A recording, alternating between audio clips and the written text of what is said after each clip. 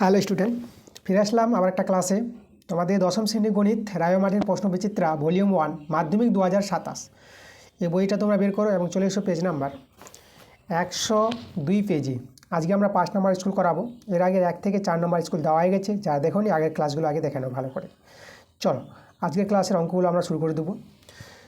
তো তোমরা তাড়াতাড়ি করে ভিডিওতে লাইক করে দাও, ভিডিওটা বন্ধুদের কাছে শেয়ার করে দাও।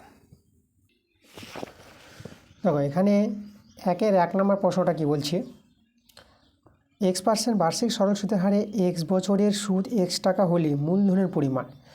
তো মূলধন, তো আমাদের সরল সুদের যে সূত্রটা I সমান সমান PTR/100।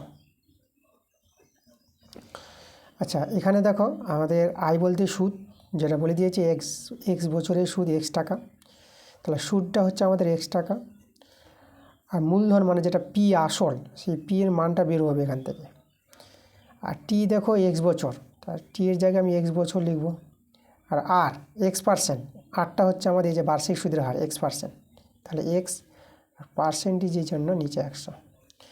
এখান থেকে P এর মানটা বের করে নেব, অ্যান্সার চলে আসবে আমাদের। এবার একটা X কেটে যাচ্ছে, এখানে কিছু নয় তো 1 আছে। তাহলে দেখো এখানে যদি বর্গগুণ করে নাও, এদিকে PX আছে উপরে আর এটা 100, তাহলে এখান থেকে X এর মানটা আমরা পেয়ে যাবো। দেখো 100 বাই, আচ্ছা সরি, এটা P এর মানটা বের করবো, এটা P রাখবো। তো P এর মানটা হয়ে যাবে 100/X। তো দেখো মূলধন যেটা আমাদের 100/X, 3 নম্বর অপশানটা। পরের অঙ্কটা 2 নম্বর অঙ্কটা অনেকবার, ঠিক আছে, আগের ক্লাসগুলোতে ছিল, আমি বলেছি এটা আগের ক্লাসে পেয়ে যাবো। আমরা চলে আসবো 3 নম্বর অঙ্কে। দেখো 3-এর প্রশ্নটা আমাদের কী বলছে,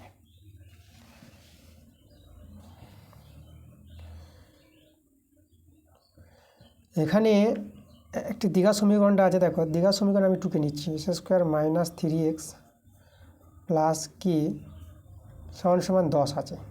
তো দ্বিঘাত সমীকরণটাকে সাজিয়ে নেওয়া যাক। x² - 3x + k আর 10টা এদিকে নিয়ে চলে আসলাম -10 = 0। আচ্ছা তাহলে দেখো এখানে ধ্রুবক পার্টটা এখানে k - 10 পেয়ে গেলাম, এটা c আমাদের। এক্সের সহগটাকে b বলা হয় আর s² সহগ a। তো সমীকরণের বীজদ্বয়ের গুণফল বলে দিয়েছে। দেখো বীজদ্বয়ের গুণফলের সূত্র তোমাদের জানতে হবে, যে বীজদ্বয়ের গুণফলের সূত্র c/a। c হচ্ছে এটা আমাদের, তাহলে k - 10 ধ্রুবক পার্টটা, c/a, a হচ্ছে s² সহগ যেটা 1 আছে, যে 1। এই দ্বিঘাত সমীকরণের বীজদ্বয়ের গুণফল এভাবে বের করতে পারবা, c/a মানে ধ্রুবক সংখ্যাটা বাই x এর সহগটা। তাহলে এই গুণফলটা বলে দিয়েছে কত, -2। তাহলে আমরা -2 এর সঙ্গে সমান করে দিলাম। তাহলে এখান থেকে আমরা দেখো কি পেয়ে যাবো, আমরা k এর মানটা কিন্তু পেয়ে যাব। তাহলে k - 10 = -2, মানে 1-এর তো দাম নাই। k = -2 আর এদিকে +10 হয়ে যাবে। k এর মানটা দেখো আমরা 8 পেয়ে যাব। তাহলে k = 8, দেখো যেটা আমরা c নাম্বার অপশানটা দেখতে পাচ্ছি, অ্যান্সার আমাদের c নাম্বার। পরের প্রশ্নতে আমরা চলে আসবো 4 নম্বর প্রশ্নটা। দেখো আমাদের এখানে 1-এর 4 নম্বরটা আমাদের কী বলেছে, আমাদের আছে 1/1 + √2। আচ্ছা এটা আমরা √2 + 1 লিখে দিলাম, ঠিক আছে, আগে √2 লিখলাম প্লাস, তাহলে 1/, আচ্ছা √3 আগে লিখছি, মানে বড়টা আগে লিখছি আর ছোটোটা পরে লিখছি। তারপরে আছে 1/, তাহলে বড়টা আগে √4 + √3, তারপরে শেষে আছে 1/, তো √100টা আগে লিখলাম প্লাস √99, এর মানটা বের করতে বলেছে। আচ্ছা আমাদের এখানে জানতে হবে হর করণী নিরসন, ঠিক আছে। তা দেখো আমরা যদি হর করণী নিরসন করো না, তাহলে এটা দেখো কি করতে হয়, উপর নিচ গুণ করতে হয়। মানে আমি এখানে একটা দেখাচ্ছি, দেখো আমি এটা 1/√2 প্লাস 1, দেখো এটাকে আমি দেখাচ্ছি তোমাদের। এর হর করণী নিরসনে দেখো কত পাবা। দেখো যেটা হরে থাকবে না, তার বিপরীত চিহ্ন দিয়ে তোমরা উপর নিচ গুণ করবা যেটা হরে আছে। তাহলে আমাদের এখানে 1 ছিল, তার গুণ হবে √2 - 1 দিয়ে, উপরে √2 - 1, আর নিচে দেখো এটা a + b × a - b, মানে এটা পেয়ে যাবা a² - b², উপরে √2 - 1, আর এটা দেখো নিচে √2 হোল স্কোয়ার মানে √2 হয়ে যাবে, স্কোয়ার জন্য রুটটা উঠে যায়, আর 1 স্কোয়ার 1 পেয়ে যাবে। আচ্ছা, এটা দেখো 2 থেকে 1 বিয়োগ করে 1, এটা তো 1 হয়ে গেল, তারপর হয়ে গেল আমাদের লবটা √2 - 1। তো দেখো তো এর হর করণী নিরসন করে আমরা কত পেয়ে গেলাম, √2 - 1, মানে এটাই পাবো, এই যে হরটাই পাবো, যেটা শুধু চিহ্নটা চেঞ্জ হয়ে যাচ্ছে। তাহলে এখানে আমরা যদি এই জায়গায় আমরা বসাই এর হর করণী নিরসন, আমরা লিখতে পারবো এই যে √2 - 1 একবারে করে দিলাম দেখো। তাহলে একইভাবে এটাকে যদি আমরা হর করণী নিরসন করি, তাহলে এটা তোমরা পেয়ে যাবা √3 - √2 পেয়ে যাবা, আর এটার পেয়ে যাবা √4 - √3 পেয়ে যাবা। এভাবে করে চলবে। আর শেষেরটা দেখো, শেষেরটা তাহলে যেটা আছে, তাহলে এর পাবা √100 - √99, ঠিক আছে? এরকম হবে এদের হর করণী নিরসন। মানে প্রথমটা একটা বুঝতে পারলেই সবগুলো করে নিতে পারবা। আমি পাশে দেখিয়ে দিলাম একটাকে, বাকিগুলো আমি লিখে দিলাম। তা এবার লক্ষ্য করে এখানে আমাদের কাটাকাটি যাবে। দেখো এখানে এই যে +√3 আর -√3, দেখো এটার সঙ্গে এটা কাটছে, +√2 - √2 এটার সঙ্গে এটা কাটছে। এইভাবে করে দেখবা যে +√4 - √4 পাবা, এগুলো কেটে যাবে। কাটতে কাটতে দেখবা শেষে এই যে -99 আছে, এদিকে +99 পাবা, সবগুলো তো লেখা যায়নি, দেখবা -99 কেটে যাবে। তা আমাদের রইবে দেখো, মানে এই যে প্রথমে যে 1 ছিল আর যে বড় সংখ্যাটা ছিল, ঠিক আছে, মানে সবচেয়ে ছোট সবচেয়ে বড় সেটাই কিন্তু থাকবে। তাহলে সবচেয়ে বড় আমাদের √100, এই যে √100 থাকবে, আর যে -1, এই যে -1 থাকবে।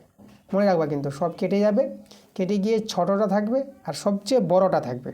তো বসিয়ে দিলাম, দেখো এখানে 1টা কিন্তু -1 ছিল, তো -1 দিয়েছি। এবার 100-র বর্গমূল তোমরা জানো, 100-র বর্গমূলটা তোমরা 10 × 10 এভাবে লিখতে পারো। দুটো 10 আছে, তো একটা 10 বের করে নাও, এটা 1, আর 10 থেকে 1 বিয়োগ করে 9, 9 কিন্তু আমাদের অ্যান্সার। তাহলে এখানে দেখো আমরা 9 অ্যান্সার, দেখো C নাম্বার অপশনটা পেয়ে যাচ্ছি। প্রশ্ন আমরা চলে আসবো 5-এর প্রশ্নে।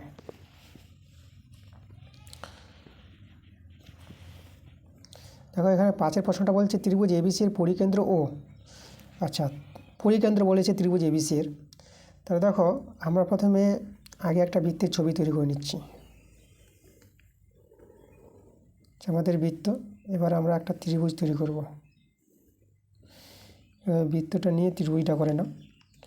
ত্রিভুজটা ছিল আমাদের ABC, তাহলে ABC ত্রিভুজের পরিবৃত্ত, এই যে আমাদের যার পরিকেন্দ্র, আমি এখানে নাম দিয়ে দেবো O বিন্দু, এটা হচ্ছে আমাদের পরিকেন্দ্র।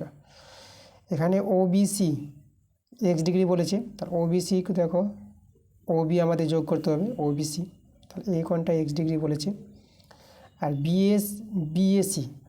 BAC মানে এই কোণটা, বৃত্তস্থ কোণটা, এই কোণটা বলেছে y ডিগ্রি। তাহলে আমাদের এইভাবে বলে দিয়েছে, আর আমাদের বলেছে কোন শর্তটা স্যাটিসফাই করবে। তাহলে দেখো আমরা একটু অঙ্কন করি, আমরা OC যোগ করে নিই। OC যোগ করলাম। এবার দেখো তোমরা জানো যে একই চাপের উপর অবস্থিত এই যে কেন্দ্রস্থ কোণটা বৃত্তস্থ কোণের দ্বিগুণ হবে। তো এটা যদি y ডিগ্রি হয়, তাহলে এটা দ্বিগুণ বলতে এটা 2y ডিগ্রি হয়ে যাবে। এখন OA আর OC সমান, ঠিক আছে। এই যে BOC ত্রিভুজটা আছে, তাহলে OB বাহু আর OC বাহু সমান, কারণ একই বৃত্তের ব্যাসার্ধ এরা। তাহলে এই দুটো বাহু সমান হলে এই যে দুটো কোণ আছে, এই দুটো কোণও সমান হবে। তাহলে এটা x ডিগ্রি হলে পরে এটাও আমাদের x ডিগ্রি। এখন BOC ত্রিভুজের ক্ষেত্রে 3টি কোণের মান জানা হয়ে গেছে, 3টি কোণের সমষ্টি জানি আমরা 180 ডিগ্রি। তা 3টি কোণকে আমরা যোগ করছি, দেখো x ডিগ্রি যোগ 2y ডিগ্রি যোগ আবার x ডিগ্রি। এই 3টি কোণকে যোগ করলে ত্রিভুজে 3টি কোণ যার মান জানি আমরা 180 ডিগ্রি। এ যোগ করো, এটা 2x degree plus 2y degree, এদিকে 180 ডিগ্রি।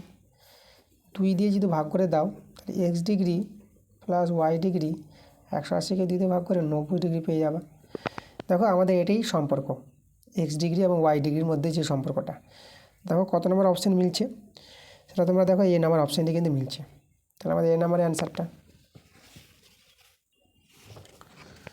চলে এসো, আমরা চলে আসবো 6 নম্বর প্রশ্নে।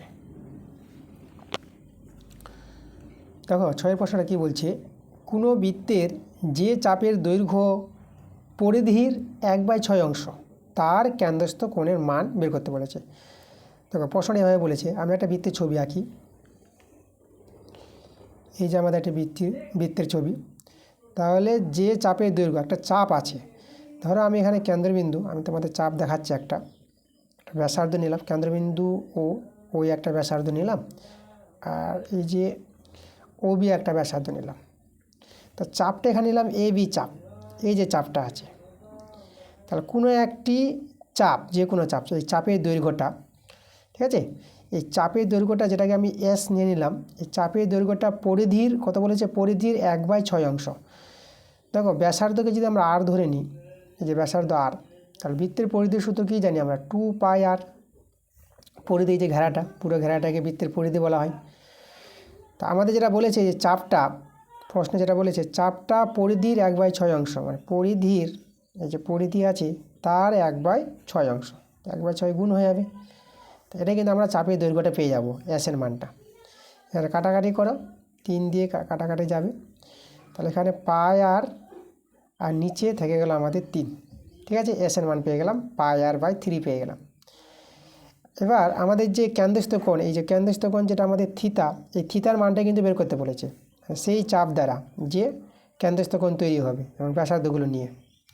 তাহলে থিতার মানটা দেখো কীভাবে পাবো, এই যে চাপ এবং ব্যাসার্ধ আর এই কেন্দ্রস্থ কোণ নিয়ে যে আমাদের সূত্রটা আছে এটা মনে রাখবা, এস সমান সমান আর থিতা। এই যে দেখো এস সমান সমান আর থিতা, এটা কিন্তু মনে রাখতে হবে, খুব ইম্পর্ট্যান্ট একটা সূত্র। তাহলে এখানে মানগুলো বসাবো, এস এর মান দেখো এই যেটা এস, তাহলে এস এর মান আমরা বসাবো πr/3, ব্যাসার্ধ আর আমরা রেখে দিলাম, আর এখানে আমরা থিতা আছে, থিতা থাক, থিতার মানটা বের হবে। এখানে দেখো আর আর কেটে দাও, তাহলে আমরা থিতার মানটা কিন্তু পেয়ে গেছি। থিতার মান আমরা বলবো π/3, এই যে π/3, ঠিক আছে, এটা কিন্তু আমাদের অ্যান্সার। এখানে সি দিয়েছে এই যে অপশানে, দেখো π/3 ডি নাম্বার অপশানটা। সি বলতে এই যে রেডিয়ান বোঝায়, রেডিয়ানে আছে কোনটা, সেটা তোমরা সি দিলেও হবে না দিলেও হবে, অপশানে সি আছে, তোমরা সি দিয়ে দাও। তাহলে অ্যান্সার কিন্তু আমাদের ডি নাম্বার অপশান। পরে আমরা চলে আসবো 2-এর প্রশ্নগুলো।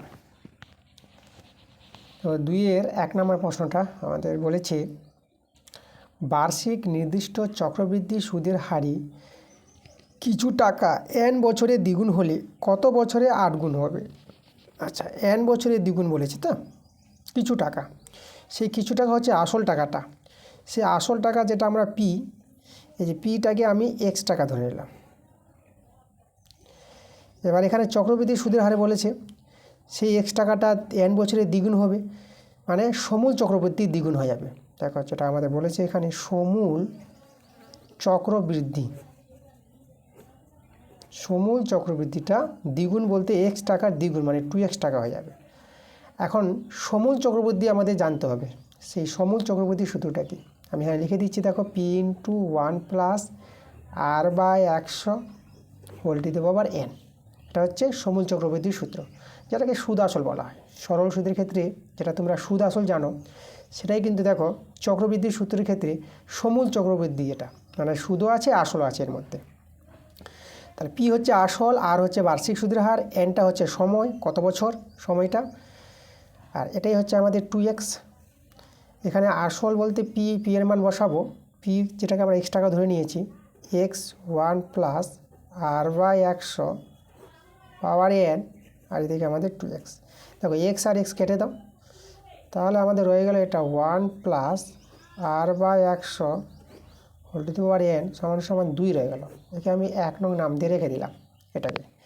আমাদের এখানে চেয়েছে কত বছরে 8 গুণ হবে, কত বছরে, আমরা ধরে নিচ্ছি যে টি বছরে 8 গুণ হবে, ঠিক আছে, বা ওয়াই বছরে 8 গুণ হবে, যেটাই ধরতে পারো। আমরা লিখি এখানে ধরি ওয়াই বছরে 8 গুণ হবে। মানে ওই এক্স টাকাটা, ঠিক আছে, কত বছরে 8 গুণ হবে মানে ওই আসল টাকাটা, মানে 8 গুণ হয়ে যাবে মানে 8x টাকা হয়ে যাবে, সমূল চক্রবৃদ্ধি তখন 8x টাকা হয়ে যাবে। তাহলে ওয়াই বছরে 8 গুণ হবে। ওকে, আচ্ছা, তাহলে এখানে দেখো আমাদের যে 8 গুণ যেটা সমূল চক্রবৃদ্ধি, সমূল চক্রবৃদ্ধি সূত্র আমরা কি জানি যে আসল ইন্টু, দেখো আসল কিন্তু আমাদের এক্স, আসল ইন্টু 1 প্লাস r/100, আর এখানে পাওয়ার সময়টা হয়, সময় যেটা হচ্ছে আমাদের ওয়াই বছর, তাহলে এখানে আমরা এনের জায়গায় ওয়াই দিয়ে দিলাম। আর 8 গুণ হবে, দেখো সমূল চক্রবৃদ্ধিটা 8 গুণ হবে বলতে এক্স টাকার 8 গুণ হবে, তাহলে এক্স টাকার 8 গুণ বলতে এটা আমরা 8x টাকাতে দেবো। তাহলে এই যে দেখো ওয়াই বছরে 8 গুণ হবে মানে সমূল চক্রবৃদ্ধিটা 8 গুণ হয়ে যাবে 8x। এবার এখানে x কেটে দাও, বা 1 প্লাস r/100 পাওয়ারে ওয়াই। এবার এই 8টাকে আমরা দেখো 2-এর কিউব লিখতে পারবো, ঠিক আছে, 2-এর কিউব 8 হয়। এবার এদিকে আমাদের আছে 1 প্লাস r/100 পাওয়ারে ওয়াই। এবার এই জায়গাটা বুঝো, এই যে আমাদের 2 আছে না, এই 2-এর মান আমাদের জানা আছে, দেখো 1 নং সমীকরণে, তো 2-এর মানটা বসিয়ে দিব 2-এর জায়গায়। তাহলে এখানে আমি যদি 2-এর মানটা বসাই, দেখো 2-এর মানটা আছে 1 প্লাস r/100 পাওয়ারে, আবার দেখো n আছে, n দিলাম, এই যে 2-এর মান বসালাম, বাইরে আবার 3 পাওয়ার ছিল 2-এর পাওয়ারে, তাহলে 3 পাওয়ারটা এই যে আমরা বসিয়ে দিলাম। ওকে, চলো আমরা একটু সরল করে নেব। বাঁ দিকে যেটা আছে আমি বসিয়ে দিলাম r/100 পাওয়ারে ওয়াই। আচ্ছা, এটা দেখো 1 প্লাস r/100, আর এই যে n আর 3 আছে, দেখো পাওয়ারে কী হয়ে যায়, গুণ হয়ে যায়, তাহলে আমরা এখানে লিখে দেবো 3n। ওকে, এভাবে দাঁড়িয়ে গেল। এখন আমরা কি জানি, দেখো মূল সংখ্যা, দেখো মূল সংখ্যা কিন্তু সমান হয়ে গেছে, তাহলে মূল সংখ্যা যদি সমান হয় তাহলে আমরা পাওয়ার সমান করতে পারবো। তাহলে এখান থেকে আমরা দেখো ওয়াই সমান সমান কত লিখতে পারবো, 3n। এই যে দেখো, তাহলে মূল সংখ্যা সমান হলে পরে পাওয়ার কিন্তু আমাদের সমান হয়ে গেছে। তাহলে আমাদের বলেছিল কত বছরে 8 গুণ হবে, তাহলে দেখো ওয়াই বছর আমরা ধরেছিলাম, যেটা আমরা 3n পেয়ে গেছি, তাহলে 3n বছরে 8 গুণ হবে, এটা কিন্তু আমাদের অ্যান্সার। ওকে, চলো আমরা চলে আসবো 2-এর 1 নম্বর প্রশ্নে। তো এটা আমাদের দীঘার সমীকরণ থেকে প্রশ্নটা আছে। দীঘার সমীকরণটা দেখো আমাদের আছে 5s² প্লাস 7x প্লাস 3 আছে ইজিক্যাল টু 0। এই দীঘার সমীকরণের বীজ দিয়ে আলফা ও বিটা বলে দিয়েছে, এর বীজ বলেছে একটা আলফা একটা বিটা। তাহলে আমরা দেখো বীজ দিয়ে যোগফল, যেটা আলফা প্লাস বিটা কিন্তু আমরা পেয়ে যাব, সেটা হবে আমাদের -b/a। বি বলতে হচ্ছে দেখো এক্সের সহগ, এই যে -7/a, এই হচ্ছে s² সহগ 5, এটা আলফা প্লাস বিটা পেয়ে গেলাম। আমরা আলফা বিটা বীজদের গুণফলে পেয়ে যাব আলফা বিটা যেটা বীজদের গুণফল c/a, মানে c ধ্রুবক সংখ্যা 3 আর এ হচ্ছে দেখো s² সহগ যেটা 5। তাই এই দুটো মান আমরা বের করে নিলাম, এই দুটো মান কাজে লাগবে। তারপরে দেখো আমরা আরও দেখো কাজ করছি, এই দীঘার সমীকরণে যেহেতু আলফা বীজ হয়, তাহলে আলফা বীজ বলতে এক্সের মান আলফা বলতে পারবো, মানে এক্সের জায়গায় আলফা বসাতে পারবো। তাহলে এক্সের জায়গায় যদি আলফা বসিয়ে দিই, দেখো তাহলে s² আছে, তো আমরা α² লিখব, plus 7x 7 alpha plus 3 equal to 0। আচ্ছা, তাহলে এখান থেকে দেখো তোমরা লক্ষ্য করো এই জিনিসটা, যে 5 α² প্লাস 3 আছে না, তাহলে এই যে 5 α² প্লাস 3 এর মানটা যদি বের করে নিই আমরা, তাহলে 5 α² প্লাস 3 সমান সমান এই যে প্লাস 7 আলফাটা -7 আলফা হয়ে যাবে। ওকে, আচ্ছা, একইভাবে আমরা বিটাটা যদি বসিয়ে দিই এক্সের জায়গায়, তাহলে এবং দিয়ে আমি লিখছি, এবং 5 β² plus 7 beta plus 3 equal to 0। তাহলে এখানে দেখো আমরা কি করব, একইভাবে লক্ষ্য করে এখানে 5 β² প্লাস 3 আছে, তাহলে 5 β² প্লাস এই যে 3 এর মানটা যদি আমরা বের করে নিই, তাহলে প্লাস 7 বিটাটা আমরা এদিকে নিয়ে চলে আসবো, -7 বিটা। এই দেখো এভাবে আমাকে মানটা বের করে নিলাম এই যে এখান থেকে। তা আমাদের যার মান বের করতে বলেছে যে রাশিটা, চলো সেটাকে আমি টুকে নিচ্ছি। দেখো আমাদের এখানে মান বের করতে হবে যে 1/, এই দেখো 5 α² প্লাস 3 তার হোল স্কোয়ার ছিল, তারপরে প্লাস আছে 1/5 5 বিটা স্কোয়ার প্লাস 3 তার হোল স্কোয়ার। দেখো যার মান বের করতে বলেছে সেটাকে আমি টুকে নিলাম। এখন আমরা দেখো এর মান কিন্তু আমরা বের করে রেখেছি 5 আলফা স্কোয়ার প্লাস 3, মানটা দেখো এটা -7 আলফা। চলো এখানে আমরা বসিয়ে দেবো -7 আলফা তার হোল স্কোয়ার। একইভাবে এখানে এই যে দেখো এর মানটা বের করে রেখেছি, এই যে লক্ষ্য করে এখানে -7 বিটা তার হোল স্কোয়ার। তাহলে 1 এই যে আমাদের স্কোয়ার আছে, স্কোয়ারের জন্য মাইনাসটা প্লাস হয়ে যাবে, আর 7-এর স্কোয়ার এটা পেয়ে যাব 49। ওকে, আর আলফার স্কোয়ার এখানে আলফা স্কোয়ার বসিয়ে দেব। তাহলে দেখা না এখানে তো একইভাবে আমরা 49 বিটা স্কোয়ার, এই যে দেখো। আচ্ছা তাহলে আমরা কি করব, এখান থেকে দেখো 1/49 আমরা 1/49 আমরা কমন নিয়ে নিলাম। তাহলে 1 alpha square plus 1 beta square, দেখো এটা আমরা বসিয়ে দিলাম। 1/49 এটা ভগ্নাংশের যোগবিয়োগ করে নেব। তাহলে alpha square plus beta square, এই দেখো alpha square plus beta square আমাদের লসাগু। তাহলে এটা আলফা স্কোয়ার মিলে গেছে, তাহলে এখানে বসবে বিটা স্কোয়ার, এটা বিটা স্কোয়ার মিলে গেছে, তো আমরা বসবে আলফা স্কোয়ার। তাহলে এই যে দেখো, তাহলে এবার আমাদের এখানে দেখো আমাদের এই যে এটা আলফা স্কোয়ার, একটু সাজিয়ে লিখে দিই, আলফা স্কোয়ার বিটা স্কোয়ার, নিচে আছে আলফা বিটা দিয়ে আমি হোল স্কোয়ার করে দিলাম, এভাবে একটু সাজিয়ে নিলাম। 1 এটা হচ্ছে 49। দেখো alpha square plus beta square মানে এটা A square plus B square. তোমাদের এখানে জানতে হবে যে এ স্কোয়ার প্লাস বি স্কোয়ারের যে সূত্র, সেই সূত্রটা আমরা লিখব এ প্লাস বি তার হোল স্কোয়ার -2ab। এই যে সূত্রটা আমাদের এখানে অ্যাপ্লাই হবে। চলো আমরা সূত্রটা অ্যাপ্লাই করে দিই। আচ্ছা তাহলে এখানে আলফা প্লাস বিটা তার হোল স্কোয়ার -2 আলফা বিটা, আর নিচে হচ্ছে আলফা বিটা তার হোল স্কোয়ার যেটা আছে আমরা রেখে দিলাম। আচ্ছা 1/49 আছে, এটা আমরা রেখে দিলাম। আলফা প্লাস বিটার মানটা কিন্তু আমরা বের করে রেখেছি, এবং আলফা বিটার মান এই যে প্রথমেই বের করে রেখেছি, আমরা মানগুলো বসিয়ে দেব। এই যে আলফা প্লাস বিটার মানটা -7/5, আমরা এখানে বসাবো -7/5 তার হোল স্কোয়ার -2 আলফা বিটার মানটা দেখো 3/5। তাহলে এখানে আমরা বসিয়ে দেব, দেখো এটা গুণ চিহ্ন দিয়েছে, এটা মান বসালে গুণ চিহ্ন দিতে হয়। তাহলে এখানে লিখব 3/5, এই যে 3/5, আর নিচে আমাদের আলফা বিটা আছে, তাহলে আলফা বিটা দেখো 3/5, এই যে আমাদের এখানে 3/5 বসিয়ে আমরা কী করবো, হোল স্কোয়ার দিয়ে দিলাম। এই যে দেখো যে আমাদের 49, তাহলে মাইনাসের স্কোয়ার প্লাস 7-এর স্কোয়ার কত 49, আর 5-এর স্কোয়ার 25, আর এটা হয়ে যাবে আমাদের 2 3 6, আর এখানে নিচে 5, 3-এর স্কোয়ার 9, আর 5-এর স্কোয়ার আমাদের কত হবে, এটা 25 হয়ে যাবে। এই দেখো তাহলে এইভাবে দাঁড়িয়ে গেল। চলো এটাকে আমাদের সরল করে নিতে হবে, তাই আমাদের কিন্তু অ্যান্সারটা চলে আসবে। দেখো আমাদের সরলটা পেজ নিয়ে নিচ্ছি আমি। এখানে সরলটা আমরা প্রথমে দেখো সমান 1 এটা 49 বসিয়ে দিলাম। দেখো এই যে আছে 9/25টা, এটা যদি উপরে নিয়ে যাই তাহলে কিন্তু 25/9 হয়ে যাবে, এভাবে উল্টে যাবে নিচেরটা। আর রয়ে গেল আমাদের এটা, এখানে যদি ভগ্নাংশে যোগ বিয়োগ করো, দেখো লসাগু কিন্তু 25 পাবা, আর 25 মিলে গেছে, 49টা নামিয়ে দাও, মাইনাস, আর এখানে 5 5-এ 25, 5 5 6 30,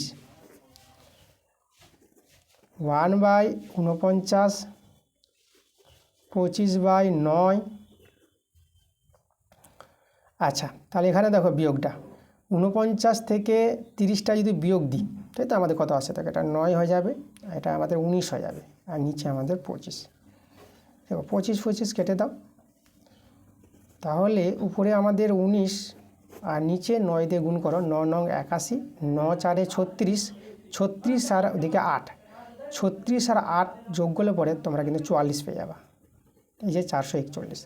তো 19/441 এটা কিন্তু আমাদের অ্যান্সার, আমরা অ্যান্সার কিন্তু পেয়ে গেছি। ওকে, এটা আমাদের অ্যান্সার।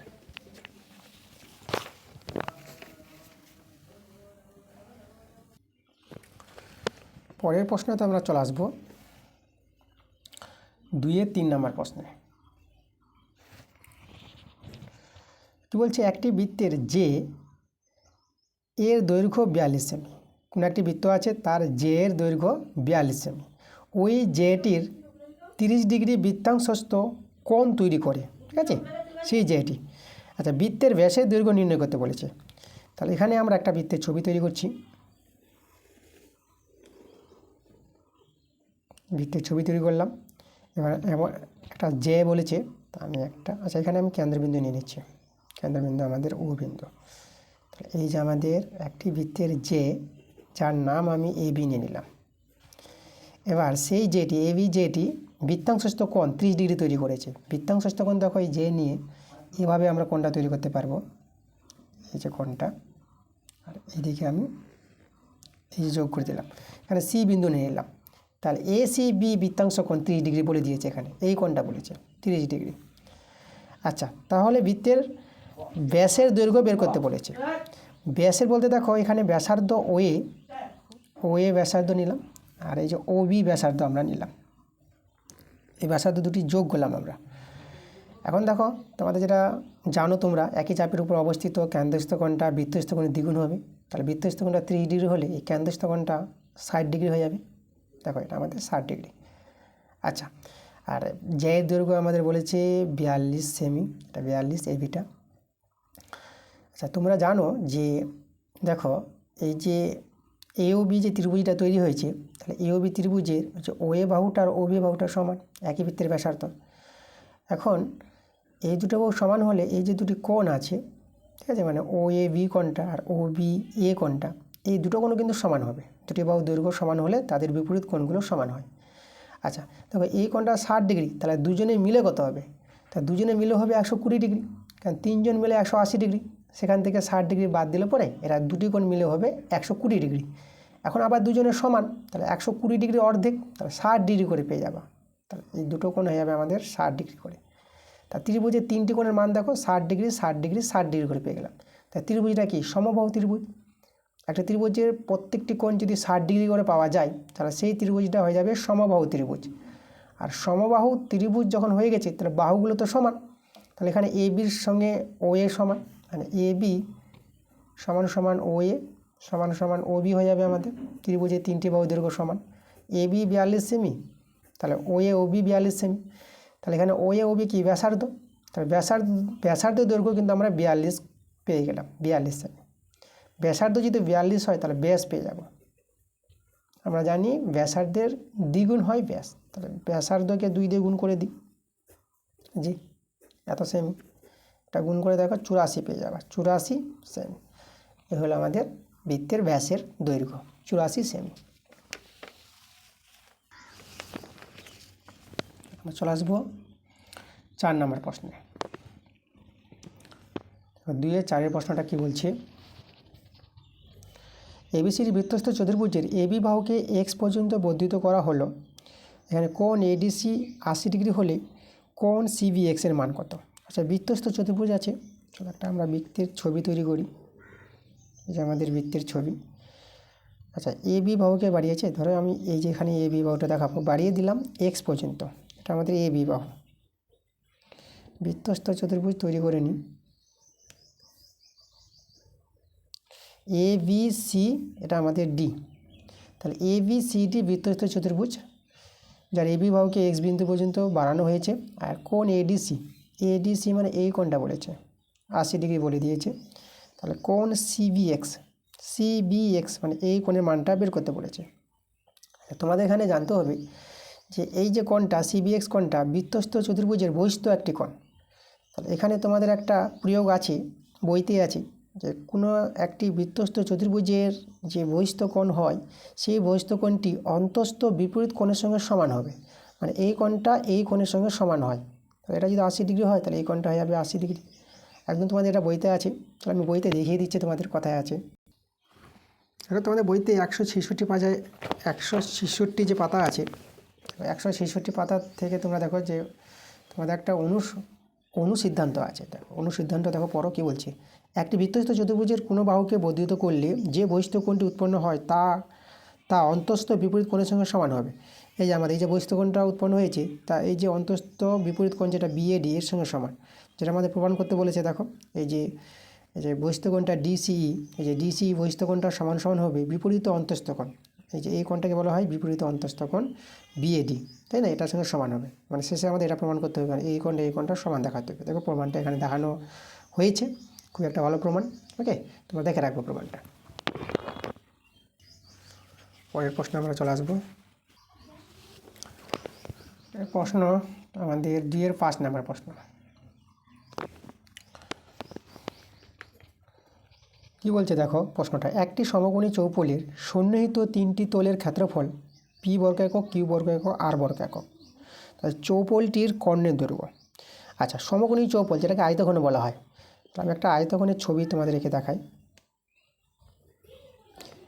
একটা আয়তক্ষেত্রের তল তৈরি করো, তারপরে এভাবে আর একটি আয়তক্ষেত্রের তল তৈরি করে নাও। এই যে দেখো, এভাবে যোগ করো। দেখো আমাদের একটি আয়তঘন যেটা সমকোণী চৌপল তৈরি হয়ে গেছে। ওকে, তো সন্নিহিত 3টি তলের যে ক্ষেত্রফল বলে দিয়েছে। ধরো আমরা এই তলটা নিলাম, এই তলের ক্ষেত্রফল যেটা আমি বললাম এটা পি, এই তলের ক্ষেত্রফল। আচ্ছা, আমরা বাহুটিকে ধরো এটা এ বি নিচ্ছি, এটা দৈর্ঘ্যটা আমরা প্রথমে এই যে আয়তঘনের দৈর্ঘ্য আমরা এ ধরে নেব, প্রস্থটাকে আমি বি ধরে নিচ্ছি, আর উচ্চতাটাকে আমি সি ধরে নিচ্ছি। ঠিক আছে, তাহলে দেখো এই যে এই তলটা সন্নিহিত 3টি তল, মানে 3টি তল একসঙ্গে যেন টাচ করে থাকে, স্পর্শ করে থাকে। এই তলটা নিলাম, ধরো এই তলটা, এটা হচ্ছে কিউ বর্গ একক। এবার যে কোনো একটি তল নিয়ে নাও, এই যে অধিকার তলটা, এই তলটাকে আমরা নিয়ে নেব, এটা হচ্ছে আর। তাহলে এবার দেখো এই তলের যে ক্ষেত্রফল, আর উপরের তলটা আয়তক্ষেত্রের দৈর্ঘ্য প্রস্থ জানা আছে, দৈর্ঘ্য ইন্টু প্রস্থ এ বি, যেটা আমাদের দেওয়া আছে পি বর্গ একক। এবার এই তলের ক্ষেত্রফল, এই তলটা দেখো আমরা যদি এটাকে দৈর্ঘ্য প্রস্থ ধরে নিই, এটা বিসি হবে, দৈর্ঘ্য ইন্টু প্রস্থ, যেটা আমাদের কিউ আছে। আর ওইদিককার তলটা, ঠিক আছে, যেটা হচ্ছে আমাদের দৈর্ঘ্য আর প্রস্থ এসি, যেটা আমরা এসি যদি নিই আমরা, এটা হবে আর, যে তলের ক্ষেত্রফল ওই ধারের, মানে ওই সাইডে যে তলটা আছে, যেটা আর বর্গ একক, এটা আর। দৈর্ঘ্য আর প্রস্থ নিয়ে, তাহলে এভাবে দেখো আমরা পেয়ে গেলাম। তোমাদের এখানে জানতে হবে এইটা কিন্তু নিয়েছি দৈর্ঘ্য, বিটা নিয়েছি আয়তঘনের প্রস্থ, আর সিটা উচ্চতা নিয়েছি। তাহলে এইভাবে দেখো তলগুলির ক্ষেত্রফল আমরা দেখাতে পারলাম। আচ্ছা, তাহলে এবার লক্ষ্য করো, এখান থেকে আমরা একটু বুদ্ধি করব। আমরা প্রথমে আমি দেখো এ স্কোয়ার নিয়ে নিচ্ছি, এ স্কোয়ার। দেখো এ স্কোয়ার সমান সমান আমরা কী লিখতে পারবো?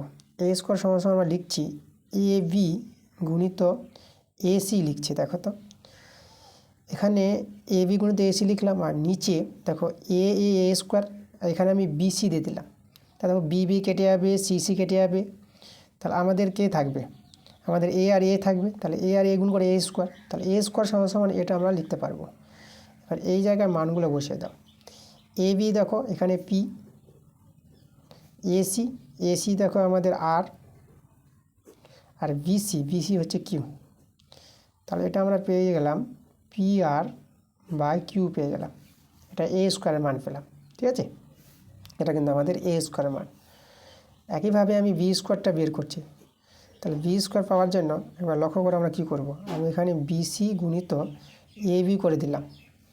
দেখো, আর নিচে এই যে সিএ বা এসি, নিচে এসি দিলাম, এখানে এ কাটবে, সিসি কাটবে, বি স্কোয়ার পেয়ে যাবা। এটাকে সলভ করে কিন্তু বি স্কোয়ার আসবে, তাই এভাবে আমরা সাজিয়ে লিখলাম। এখানে যদি আমরা মানটা বসাই, দেখো বিসির মান এটা হচ্ছে আমাদের কিউ, এ বির মান দেওয়া আছে আমাদের পি, আর এসি হচ্ছে আর। তাহলে এটা হয়ে যাবে আমাদের এই যে পি কিউ বাই আর। ঠিক আছে, এর মানটা কিন্তু আমাদের বি স্কোয়ার মান, যেটা আমরা তৈরি করলাম। তাহলে এ স্কোয়ার মান পেয়ে গেলাম, বি স্কোয়ার মান পেয়ে গেলাম। এবার সি স্কোয়ার দেখাচ্ছি, সি স্কোয়ারকে আমরা লিখছি দেখো বুদ্ধি করে এসি গুণিত বিসি। তো এখানে সি মানে এখানে নিচে এ বি দিতে হবে, তাহলে এ কাটবে বি কাটবে, সি সি সি স্কোয়ার পেয়ে যাবে। এসির মান আর গুণিত আর বিসি হচ্ছে কিউ, আর নিচে আছে এ বি যেটা পি আমাদের, এটা সরল করে পেয়ে যাবা আর কিউ বাই পি। এটা কিন্তু আমাদের সি স্কোয়ার, এখানে আরেকবার সি স্কোয়ার লিখে দিলাম, একবার দেখা যাবে ভালো করে। আচ্ছা, আমাদের কি চেয়েছে বের করতে? দেখো আমাদের এখানে বের করতে হবে সেই চৌপলটির কর্ণের দৈর্ঘ্য, মানে আয়তঘনের কর্ণের দৈর্ঘ্য যেটা, ঠিক আছে, কর্ণের দৈর্ঘ্য সূত্র যেটা আমাদের জানতে হবে √r দৈর্ঘ্যর স্কোয়ার, দৈর্ঘ্য এ ধরেছি, দৈর্ঘ্য স্কোয়ার প্লাস প্রস্থ স্কোয়ার প্লাস উচ্চতার স্কোয়ার। এই যে এ বি সিগুলো দৈর্ঘ্য প্রস্থ উচ্চতা। এই দেখো এই জন্য আমরা A square B square C square মানগুলো কিন্তু বের করে রেখে দিয়েছি, এগুলো আমাদের কাজে লাগবে। তো চলো √r এ স্কোয়ার মানটা আমরা বের করে রেখেছি, দেখো এই যে PR/Q, তাহলে আমাদের এটা PR/Q বসিয়ে দেবো, প্লাস বি স্কোয়ার মানটা বের করে রেখেছি PQ/R প্লাস, আর সি স্কোয়ার মানটা বের করে রেখেছি RQ/P। দেখো এভাবে মানটা আমরা এখানে বসিয়ে দিলাম এই মানগুলো। তো আমাদের যে বলেছিল যে আয়তঘনকের এই যে আয়তঘনক বা সমকোণী চৌপলটা আছে এর কর্ণের দৈর্ঘ্য, সেই কর্ণের দৈর্ঘ্যটা কিন্তু এটা পেয়ে গেলাম, এত একক দিয়ে দিলাম, ঠিক আছে, এটা কিন্তু আমাদের অ্যান্সার। পরে আমাদের বড় প্রশ্নগুলো 3 থেকে শুরু বড় প্রশ্ন। তারপর বড় প্রশ্নগুলো যেগুলো বইয়ের বাইরে থাকবে সেগুলি করাবো তোমাদের, শুধু একমাত্র জ্যামিতিক যেগুলো প্রয়োগ থাকবে যেগুলো বই থেকে থাকলেও করাবো, আর বইয়ের বাইরে থাকলে তো করাবোই। তো বইয়ের বাইরের অঙ্ক দেখো, যেরকম এটা 3-এর অঙ্কটা বই থেকে পাবা, 3-এর অথবাটা এটাও কিন্তু বই থেকে পেয়ে যাবা। যেরকম 3-এর অথবাটা তোমরা কোথায় পাবা বলে দিচ্ছি আমি। তো পেজ নাম্বার 42 পাতায় যাবা, সেখানে দেখবা প্রয়োগ নাম্বার 32 যে প্রয়োগটা আছে সেই অঙ্কটাই আছে একদম। তারপরে 4-এর সমাধানগুলো বই থেকেই পেয়ে যাবা, 5-এর অঙ্কটা বই থেকেই পাবা, 5-এর অথবাটাও বইয়ের অঙ্ক আছে, 6 নাম্বারটা বই থেকেই আছে। 6-এর যে অথবাটা তোমাদের যে বলি এটাও কিন্তু বই থেকে আছে, এটা কোথায় পাবো আমি বলে দিচ্ছি। পেজ নাম্বার 159 পাতায় দেখবা প্রয়োগ নাম্বার 37 নাম্বার যে প্রয়োগটা আছে তার যে সি নাম্বারটা, ঠিক আছে, 37 নাম্বার প্রয়োগের সি নাম্বার যে অঙ্কটা আছে এটাই আছে। আর এগুলো তো আমাদের উপপাদ্য বইয়ের অঙ্ক। বইয়ের অঙ্কগুলো বলছি যে বইয়ের অঙ্কগুলো কিন্তু অনেক ক্লাস তোমরা পেয়ে যাবা, আমার চ্যানেলেই পেয়ে যাবা। আমার চ্যানেলে ভিজিট করে তোমরা চলে যাবা, দেখবা ক্লাস 10 ম্যাথ বলে প্লে লিস্ট তৈরি করা আছে, সেখান থেকে তোমরা বইয়ের অঙ্কগুলো পাবা। এরপরে আমরা চলে আসবো 8-এর অঙ্কগুলো। দেখো 8 এবং 8-এর অথবা এই দুটোই অঙ্ক বইয়ের বাইরের আছে। দেখো বইয়ের বাইরে আছে বলে এই দুটো অঙ্কই তোমাদের করাবো আমি। তো চলো প্রথমে তো আমরা 8-এর অঙ্কটা করাই, পরে আমরা চলে আসবো। দেখো 8-এর প্রশ্নটা, এটা বইয়ের বাইরের আছে। কি বলছে প্রশ্নটা? 5 সেমি পুরু ঢাকনাসহ একটি কাঠের বাক্সের বাইরের দিকের দৈর্ঘ্য প্রস্থ উচ্চতা যথাক্রমে 8 সেমি 5 সেমি 4 ডেসিমি আছে, 6 ডেসিমি 5 ডেসিমি 4 ডেসিমি। বাক্সটি তৈরি করতে কত পরিমাণ কাঠ লেগেছে, সেই বাক্সটা তৈরি করতে কতটা কাঠ লেগেছে সেটা বের করতে বলেছে। দেখো তাহলে এখানে আমাদের প্রথমে কি করব, যেহেতু বাক্সের দৈর্ঘ্য প্রস্থ উচ্চতাগুলো দেওয়া আছে, তাহলে বাক্সের যে বাইরের আয়তন, তা বাক্সটা আমি একটা বাক্সের ছবি তৈরি করছি।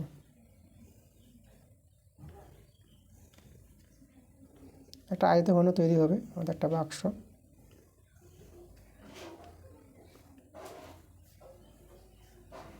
দেখো এখানে দৈর্ঘ্যটা যেটা বলে দিয়েছে 6 ডেসিমি, প্রস্থটা 5 ডেসিমি আর উচ্চতাটা আছে এখানে 4 ডেসিমি। তাহলে বাক্সের বাইরের আয়তনটা যদি আমরা বের করতে চাই কতটা আয়তন আছে বাইরের, যেটা ঠিক আছে, বাইরের দৈর্ঘ্য প্রস্থ উচ্চতা যখন দেওয়া আছে তাহলে বাক্সের বাইরের আয়তন বের হবে। তো আমরা লিখব বাক্সের বাইরের আয়তন এখানে আয়তঘন আছে বাক্সটা 4, আয়তনের সূত্র দৈর্ঘ্য ইন্টু প্রস্থ ইন্টু উচ্চতা, দৈর্ঘ্য 6 ডেসিমি প্রস্থ 5 ডেসিমি আর উচ্চতা 4 ডেসিমি, এত ঘন ডেসিমি হয়ে যাবে। তাহলে আচ্ছা এটা গুণ করো, দেখো এটা 6×5 = 30 আর 30 4 120, 120 ঘন ডেসিমি, এটা বাক্সের এই যে বাইরের যেটা আয়তন। এবার ভিতরের আয়তন বের করব, তার জন্য বাক্সের ভিতরের দৈর্ঘ্য প্রস্থ উচ্চতা কিন্তু জানতে হবে। দেখো বাক্সটা কিন্তু পুরু ছিল বলেছে, দেখো 5 সেমি পুরু। তাহলে বাক্সটা পুরু যখন আছে আমাদের, কাঠটি মোটা আছে পুরু যেটা, তো যেটা 5 সেমি বলেছে পুরুটা মোটাটা, যখন আমরা ভিতরে দৈর্ঘ্যটা বের করতে যাব, তাহলে আমাদের দেখো এই যে বাক্সটা যে মোটা আছে এদিকে 5 সেমি এদিকে 5 সেমি, দুই দিকে 5 সেমি বাদ যাবে। এখন দেখো আমরা বাক্সের ভিতরের দৈর্ঘ্য যদি বের করতে চাই, বাক্সের ভিতরের দৈর্ঘ্য, দেখো যেটা বাইরে দৈর্ঘ্য ছিল সেই দৈর্ঘ্য থেকে আমাদের বাদ দিতে হবে। দেখো এই যে দেখো মানে এদিকে 5 সেমি এদিকে 5 সেমি, দুই দিকে 5 সেমি করে বাদ যাবে, তাই না? তাকে 2 দিয়ে গুণ করে নাও 5 সেমি। এখানে তোমাদের একটা জিনিস করতে হবে যে আমাদের পুরোটা 5 সেমি বলেছে, তাকে আমরা ডেসিমি করে নেব। তাহলে ডেসিমি যদি করো, তাহলে এই যে 5 সেমিকে 10 দিয়ে ভাগ করে নেবা, তখন এই ডেসিমিতে পেয়ে যাবা। তাহলে এই যে 5 সেমি বা এত ডেসিমি, দুই দিকে বাদ গেলে পরে 2 দিয়ে গুণ করে দেবো, 6 থেকে বিয়োগ দিতে হবে, তখন এই বাক্সের ভিতরের কিন্তু দৈর্ঘ্যটা পাবা। এটা কিন্তু বুঝো, বাক্সের ভিতরে দৈর্ঘ্য কত হবে, ঠিক আছে? এদিকটা 5 সেমি আর এদিকটা 5 সেমি বাদ দিলে পরে যে ভিতরের দৈর্ঘ্য, যেটাকে 2 দিয়ে গুণ করে দিয়েছি এত, এটা কিন্তু আমাদের ডেসিমি হবে। এটা সেমিকে ডেসিমি করে নিয়েছি, 10 দিয়ে ভাগ করেছি। আচ্ছা এখানে 5 দিয়ে 10, 2 দিয়ে কেটে গেল, তাহলে আমাদের এখানে এটা 1 দাঁড়িয়ে গেল, কিছু নাই তো, এত ডেসিমি, তো এটা হবে আমাদের 5 ডেসিমি। এবার বাক্সের ভিতরের প্রস্থ, একইভাবে আমরা প্রস্থটা বের করব। প্রস্থ ছিল দেখো বাইরের প্রস্থ 5 ছিল, তাহলে 5 থেকে বাদ যাবে এই মানটা কিন্তু 1, এখন কিন্তু একই বাদ যাবে। এই যে দুই সাইডে যে বাদ যাচ্ছে 5 সেমি করে, টোটাল 1 ডেসিমি বাদ যাচ্ছে আমাদের। ওকে, মানে 5 সেমি 10 ডেসিমি বাদ যাচ্ছে দুই দিকে, আর 10 ডেসিমি মানে হচ্ছে 1 সেমি। তার জন্য তোমরা এই যে 10 সেমি মানে 1 ডেসিমি, এই যে 1 ডেসিমি দিয়ে বিয়োগ করব, তো এটা আমাদের 4 ডেসিমি হয়ে যাবে। তাহলে বাক্সের ভিতরের এবার উচ্চতা দেখো, উচ্চতা ছিল আমাদের 4 ডেসিমি, তাহলে 4 থেকে 1 ডেসিমি বাদ দিয়ে দাও, তো এটা আমাদের হয়ে যাবে 3 ডেসিমি। তাহলে এখন আমরা দেখো বাক্সের ভিতরের যদি আমরা আয়তন বের করতে চাই, তাহলে দৈর্ঘ্য ইন্টু প্রস্থ, ভিতরের দৈর্ঘ্য 5 পেলাম, প্রস্থতা 4 পেলাম, আর উচ্চতা 3 পেলাম, এত ঘন ডেসিমি। এটা গুণ করো, 5 4 20, 20 3 60, 60 ঘন ডেসিমি। এটা হচ্ছে ভিতরের আয়তন। এবার দেখো কতটা কাঠ লেগেছে, তাই না? তাহলে বাইরের আয়তনটা যেটা সম্পূর্ণ আয়তন, সেই আয়তন থেকে ভিতরের আয়তনটা বাদ দিলেই আমাদের কাঠ কতটা আছে, কতটা কাঠ লেগেছে বাক্সে, সেটা কিন্তু বেরিয়ে আসবে, কাঠের আয়তনটা। তাহলে আমরা দেখো অ্যান্সারটা পেয়ে যাব, যে বলেছে এখানে যে কত পরিমাণ কাঠ লেগেছে। তাহলে কাঠ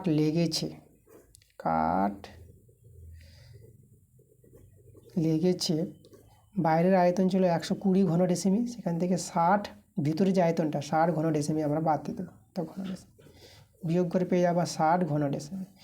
তাহলে কাঠ লেগেছিল মানে কাঠের যে আয়তনটা ছিল এই যে 60 ঘন ডেসিমি, এটা কিন্তু আমাদের অ্যান্সার। চলো পরে আমরা চলে আসবো আজকের ক্লাসের শেষ প্রশ্ন, 8-এর অথবা অঙ্কটা। এটাও বইয়ের বাইরের আছে, বইয়ের বাইরের অঙ্কগুলো তোমাদের আমি করিয়ে দিচ্ছি। কি বলছে প্রশ্নটা, 35 সেমি ব্যাসের 4টি লম্ববৃত্তাকার ঢালাই পিলারের চারপাশে 3.5 সেমি পুরু বালি সিমেন্ট প্লাস্টার করতে করবে, মানে এতটা মোটা এতটা পুরু, ঠিক আছে? আচ্ছা, প্রতিটি পিলার 3 মিটার যদি লম্বা হয়, কত ঘন সেমি মশলা লাগবে? সেই 4টি পিলারে প্লাস্টার করতে বালি সিমেন্টের প্লাস্টার করবে, কতটা মশলা লাগবে? তাহলে এখানে দেখো 4টি পিলার আছে, পিলার এখানে যেটা লম্ববৃত্তাকার চৌং আকৃতি ধারণ করবে। তো আমি এখানে পিলারগুলো যদি একটা পিলার দেখাই আমাদের, তো এইভাবে ধরো পিলারগুলো আছে, ঠিক আছে?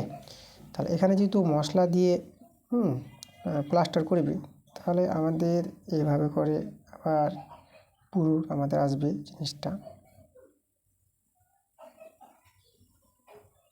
এভাবে আমাদের একটা পুরু জিনিসটা দাঁড়াবে, চারিদিকে প্লাস্টার করেছে।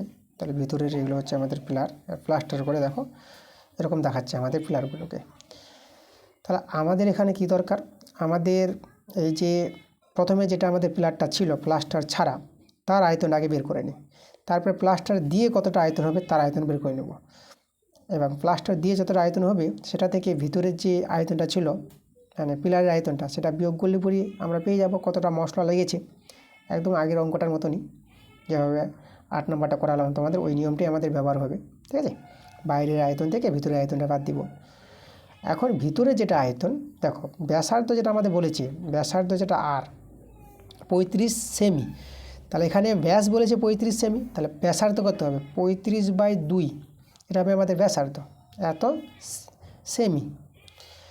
এখন আমি যদি বলি পিলারের আয়তন, পিলারের আয়তন আমরা বের করব। দেখো পিলারের, আমাদের এখানে পিলার বলেছে, পিলারের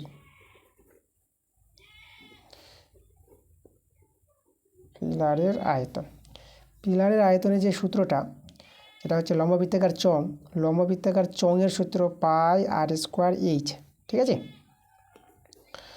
তো এখানে আমরা যদি দেখো পাইটা আমি রেখে দিলাম, এখন বর্তমানে পাই ভাঙাচ্ছে না। আর দেখো আর হচ্ছে এটা আমাদের, এই যে আরের জায়গায় বসাবো 35/2 তার হোল স্কোয়ার। ওকে, আর এখানে এইচ, দেখো এইচ হচ্ছে উচ্চতা, যেটা হাইটটা আমাদের এখানে বলেছে 3 মিটার লম্বা, এটাই আমাদের উচ্চতা, তো এইচের জায়গায় আমি 3 মিটার দিয়ে দেবো, এত ঘন সেমি। আচ্ছা, আমি প্রথমে একটি পিলারের কতটা মশলা লেগেছে সেটা বের করে দেখালি 4টি পিলারে পেয়ে যাব 4 দিয়ে গুণ করে, তাহলে একটি পিলারে কতটা মশলা লেগেছে সেটা আমরা বের করছি। তো একটি পিলারের আয়তন আমরা আগে বের করব, আর একটি পিলারের মশলা দিয়ে যে আয়তন, মানে প্লাস্টার করার পর, আয়তনটা বের করব। এখন পিলারের আয়তন এটা। আচ্ছা, তাহলে দেখো আমরা যদি এটাকে যদি একটু সরল করে নিই তাহলে এটা, আচ্ছা এখানে লক্ষ্য করো আমাদের একটা জিনিস আমাদের এখানে দেখতে হবে, যেটা 3 মিটার আছে, যে উচ্চতাটা আমাদের 3 মিটার, তাহলে 3 মিটারকে দেখো 3 যে মিটার আছে এটাকে আমাদের কিন্তু সেমিতে করে নিতে হবে, এত মিটার সমান 300 সেমি হবে। তার যেহেতু আমরা এখানে লিখে দিয়েছি এগুলো সেমিতে আমরা রেখেছি ব্যাসার্ধকে, তাহলে এই যে উচ্চতা যেটা আমাদের মিটার ছিল একে সেমি করলে 300 সেমি। ঠিক আছে, তাহলে এই 3 মিটারটাকে 300 সেমি করে নিবা, এটা কিন্তু আমাদের করে নিতে হবে। ওকে, এককগুলো কিন্তু একই রাখতে হবে, নাহলে কিন্তু ভুল চলে আসবে। আচ্ছা, এটাকে যদি আমরা পাই গুণিত 300, এখানে যদি আমরা ভেঙে দিই, দেখো 35-এর বর্গ, এটা যদি ভাঙাও সেটা পাবা 12। ঠিক আছে, 35-এর বর্গ যদি আমরা ভাঙাই সেটা কত হবে, দেখো এটা 12 25 এটা পাবা, আর 2-এর বর্গ 4। আচ্ছা, আমরা 4 দিয়ে এটা যদি কাটাকাটি করে দিই না, তাহলে 4 দিয়ে কাটাকাটি করলে 306.25 পেয়ে যাবো, এটা 4 দিয়ে ভাগ করবা এটাই পাবা। ওকে, এত ঘন ডেসিমি, এটা সাজিয়ে লিখি পাই ইন্টু 300, এটা পেলাম 306.25 ঘন সেমি এটা। আচ্ছা, এভাবে রেখে দিলাম, এটা হচ্ছে প্লাস্টারের একটি পিলারের আয়তন। এবার প্লাস্টার সহ পিলারের আয়তন আমরা বের করতে চাইছি, এবার আমরা লিখব প্লাস্টার সহ। ওকে, আচ্ছা তাহলে দেখো আমরা লিখছি প্লাস্টার সহ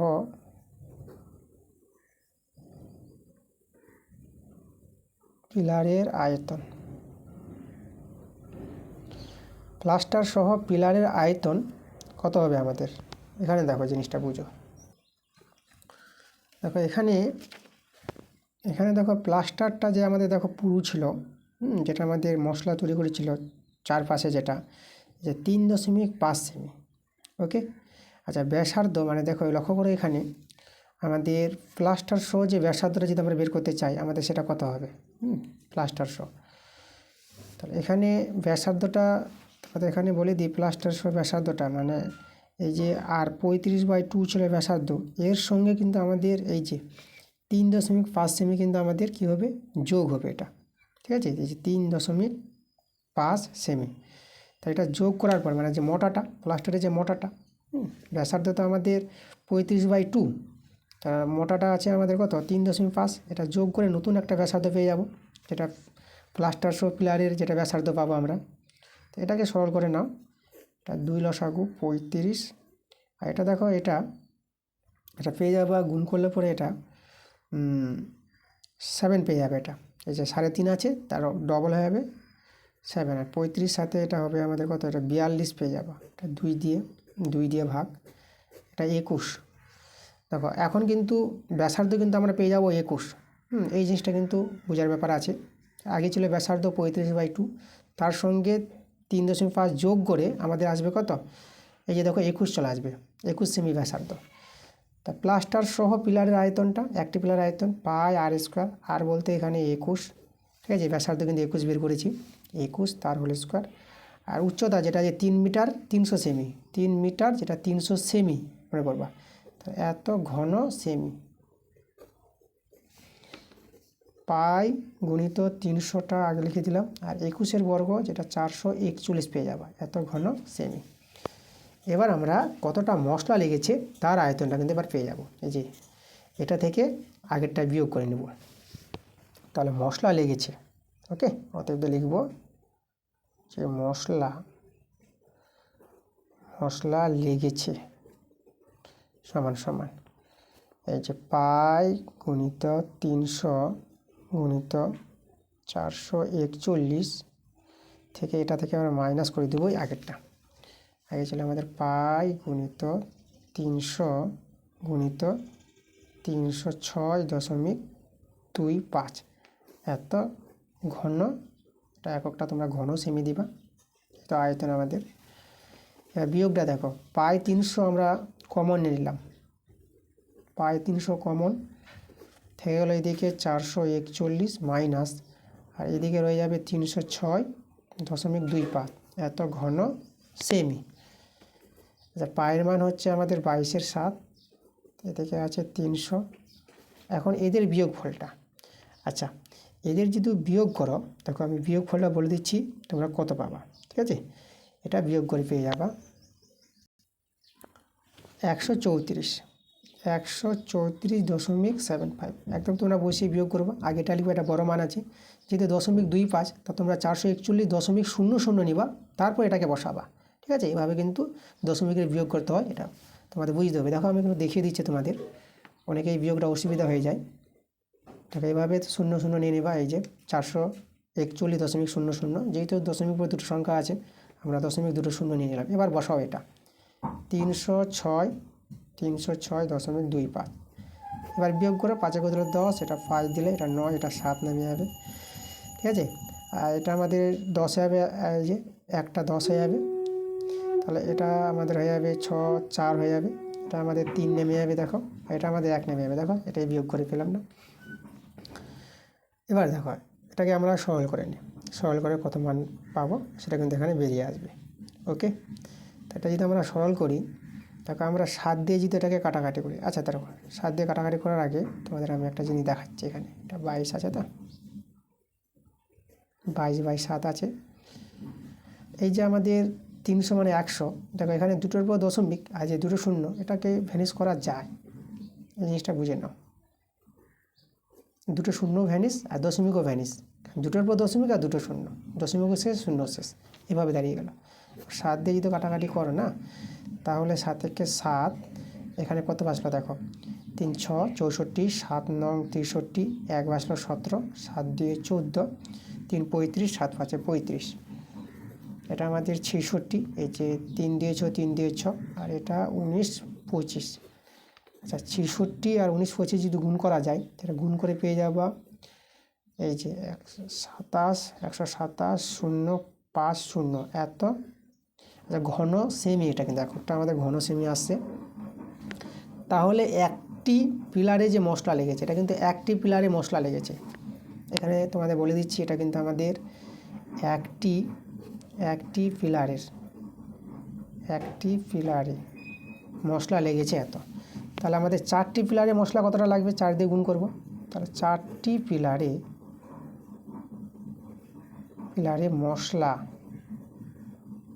মশলা লেগেছে, তাহলে এটাকে 4 দিয়ে গুণ করে দাও, এত ঘন সেমি। 4 দিয়ে যদি গুণ করো না, এটা পেয়ে যাবা গুণ করে 58 200 ঘন সেমি, এটা কিন্তু অ্যান্সার দাঁড়িয়ে যাবে আমাদের। ঠিক আছে, তাহলে এই ছিল আজকের ক্লাসের যে অঙ্কগুলো 5 নাম্বার স্কুল। দেখো একদম সম্পূর্ণ পাঠ তোমাদের করিয়ে দিয়েছি, সম্পূর্ণ অঙ্ক। ক্লাসটা ভালো লাগলে অবশ্যই তোমাদের ভিডিওতে লাইক, ভিডিওগুলো বন্ধুর কাছে শেয়ার করে দিতে হবে। পরবর্তী ক্লাস যেটা 6 নম্বর স্কুল তোমাদের তাড়াতাড়ি চলে আসবে। তোমরা সবাই ভালো থেকো।